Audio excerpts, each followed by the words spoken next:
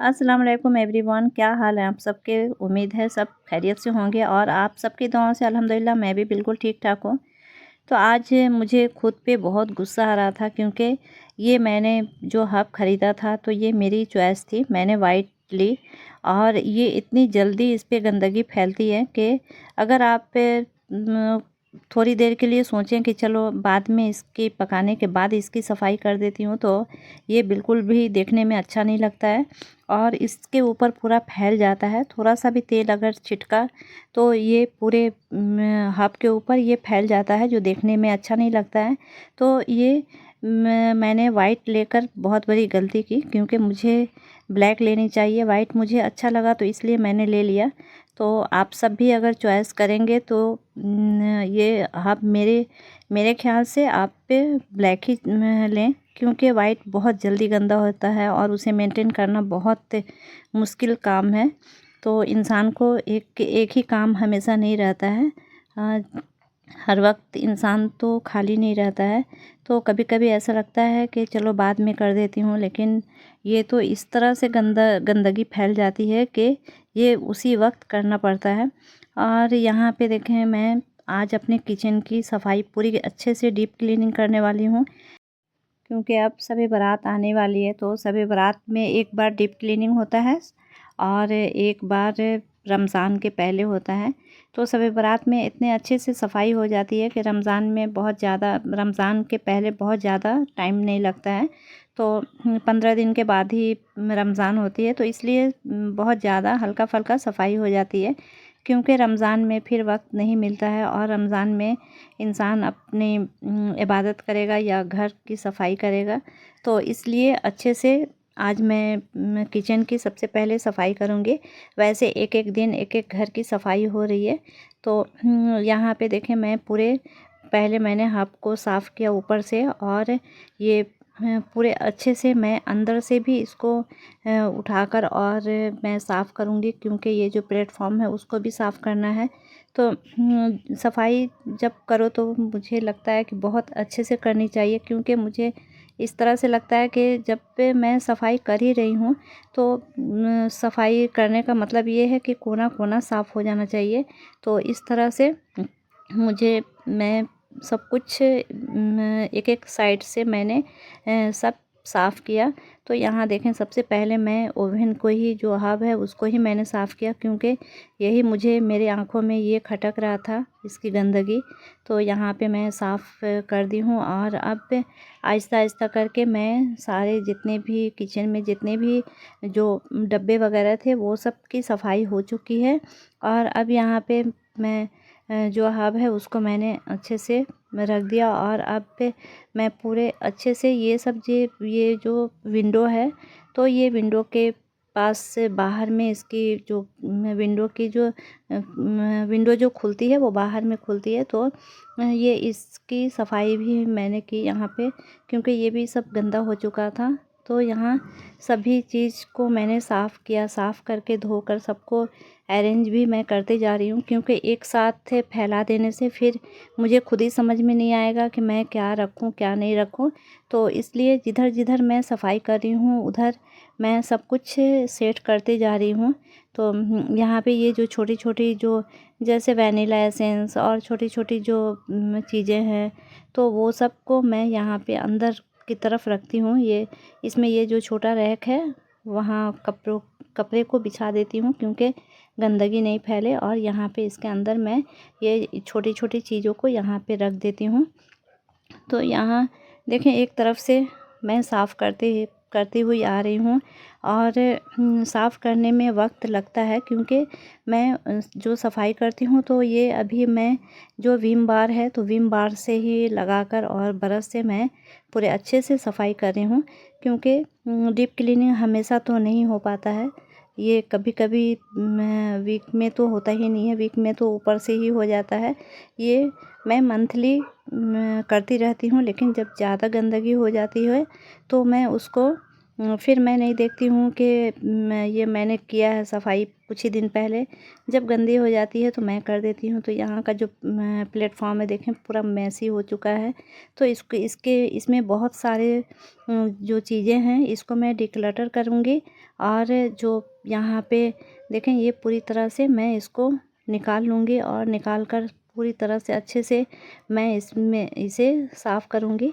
तो यहाँ एक एक करके मैं सभी सामान को मैंने इस पर से हटा लिया है और प्लेटफॉर्म बिल्कुल खाली कर दिया है। तो ऐसा खाली करके पूरे अच्छे से मैं इसमें जो विम बार है तो उसको ही मैं लगा रही हूँ और लगाकर बहुत अच्छे से इसकी सफाई कर रही हूँ। क्योंकि यहाँ पे खाना वगैरह यहाँ पे सर्व करते वक्त या ये सब गिरता है। और ख़ास करके चाय बनाते वक्त चाय कभी उबल जाता है, कभी ये चाय ढालने में गिर जाता है। तो वो एक ये जो मार्बल है तो मार्बल में ही वो चिटचिटा जैसा लगता है। तो मेरे जो ये प्लेटफॉर्म है ये भी बिल्कुल गंदे हो चुके थे। वैसे मैं बराबर इसको साफ़ करती रहती हूँ। और यहाँ देखें अब सामरा भी, मैं जो काम करती हूँ तो उसमें सामरा भी अपना हाथ बटाने आ जाती है। तो ये मुझे बहुत फोर्स कर रही थी कि दीजिए मैं करूँ। तो ये सब काम बच्चों को बहुत ही अच्छा लगता है, लेकिन जब बड़े हो जाएंगे तो यही काम उनको ख़राब लगेगा। तो यहाँ पे देखें वो प्लेटफॉर्म को साफ़ कर रही है। और अब ये प्लेटफॉर्म बहुत अच्छे से ये मैंने रगड़ के साफ़ किया है। और अब इसको साफ़ कपड़े से और कपड़े को भिगाकर मैं इसको पूरे अच्छे से इसका जो साबुन है वो पूरा अच्छे से निकाल दूँगी। तो यहाँ देखें बहुत अच्छे से इसकी खाली कर देने से इसकी सफाई बहुत अच्छे से हो जा रही है। तो यहाँ पे मैं देखें पूरे अच्छे से मैं इसके प्लेटफॉर्म की सफाई कर दी हूँ। अब इसको मैं साफ़ कपड़े से, सूखे कपड़े से मैं अच्छे से पोंछ दूँगी। तो मेरा जो किचन है देखें ये पूरी तरह से इसकी सफाई हो चुकी है। और जहाँ-जहाँ जो कुछ भी चीज़ें अरेंज करनी थी वो मैंने कर दिया। तो देखें मेरा किचन कितना अच्छा चकाचक हो गया है। और यहाँ पे मैंने मसाले के डब्बे को ये टी कॉर्नर है तो यहाँ पे टी कॉर्नर को ये सब को अच्छे से मैंने अरेंज कर दिया है। और ये करने में वक्त तो लगा और कुछ चीज़ें इधर दिख रही हैं तो इसे मैं डिक्लटर करूँगी। और यहाँ पे जो मेरे जो क्रॉकरी है तो इसको भी मैंने साफ़ किया। और सब कुछ मैं पहले से ही अरेंज कर दी थी, क्योंकि ये सब कुछ एक वीडियो में दिखाना पॉसिबल नहीं है। तो इसलिए देखिए मेरा जो किचन था ये सब कुछ अरेंज हो गया है। और देखें कैसा सफाई होने के बाद बहुत ही अच्छा लग रहा है। और अभी दिन के 12 बज रहे हैं। तो यहाँ मैंने पालक को लगाया था। तो यहाँ नीचे मैंने पालक के बीज को डाल दिए थे। तो ये पालक के हो गया है। तो अभी मैं लंच में बनाऊंगी पालक के भाजी। तो इसलिए पालक को हार्वेस्ट कर रही हूँ। तो ये जो पालक है ये देखें ये बिल्कुल ताज़ी है, क्योंकि इसे खुद से ही लगाया गया था, मैंने ही लगाया था। और इधर मैंने टमाटर लगा दिया था। तो यहाँ पे टमाटर भी हो रहे हैं। टमाटर अभी कच्चे हैं, अभी पके नहीं हैं। तो जब पकेंगे तो मैं इसको हार्वेस्ट करूँगी। तो ये छोटे छोटे जो पौधे हैं ये खुद घर में लगाइए, बहुत ही अच्छा लगता है। यहाँ पे मैं पालक को तोड़ने के बाद मैं ऊपर आ गई। और यहाँ मैं जो पालक है तो पालक की मैं भाजी बनाऊंगी। तो ये मैं काट ही रही थी कि सामरा भी आ गई। तो सामरा जो कुछ मुझे करते देखती है तो वही वो भी करना चाहती है। तो मैं उसको मना कर रही हूँ, लेकिन बोलिए मैं हाथ को बचाकर सब्जी को काटूंगी। और यहाँ देखें ये अपने घुटने को फोड़ ली है, दौड़ रही थी बाहर, आज स्कूल की छुट्टी है तो बाहर दौड़ के आ रही थी तो गिर गई। तो बच्चे अभी जो बड़े बड़े करने चाहते हैं तो ये खुद भी करना चाहती है।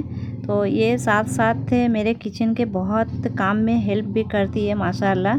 और मेरे किचन को कभी कभी बहुत अरेंज कर देती है, कभी कभी मुझसे फैल जाता है तो ये ठीक कर देती है। तो माशाल्लाह ये अभी से बहुत अच्छी बात है ये। और यहाँ पे मैं भाजी के लिए तेल थोड़ी सी डाल दी हूँ और इसमें मैं प्याज और हरी मिर्च को मैं इसमें थोड़े से तेल में ही मैं डालकर और अब इसमें मैं साग को डाल दूँगी और इसे बंद करके धीमी आंच पे ही पकाऊंगी। और अब ये लंच हो चुका है। अब यहाँ पे मैंने मटर छीला था तो वो मैंने तेल डाला है और तेल डालकर यहाँ पे प्याज और हरी मिर्च को मैं इसमें डाल रही हूँ। और डालने के बाद मैं इसको थोड़े से हल्के से मैं इसको सौते करूँगी। प्याज को बहुत ज़्यादा लाल नहीं करना है। तो अभी मैं बना रही हूँ मटर की घुगनी। तो मटर की जो घुगनी है, तो अभी के जो मटर हैं वो बहुत ही मीठे होते हैं, बहुत अच्छे लगते हैं। कुछ दिन और होने से ये जो मटर की जो मिठास है वो ख़त्म हो जाती है।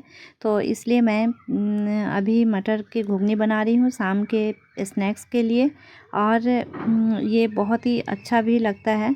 और यहाँ पे मैंने प्लेट में ये हो चुका है। अब प्लेट में मैंने भुजिया डाला और चिप्स डाला और इसमें मैं मटर डालूँगी, पोहा जो जिसको मैंने फ्राई किया था वो डालूँगी और प्याज वगैरह डालकर बहुत चटपटा सा स्नैक्स बनाया मैंने। तो अब मुझे दीजिए इजाज़त, मिलती हूँ आपसे नेक्स्ट वीडियो में। तब तक के लिए अल्लाह हाफिज़। अपनी दुआ में याद रखिए।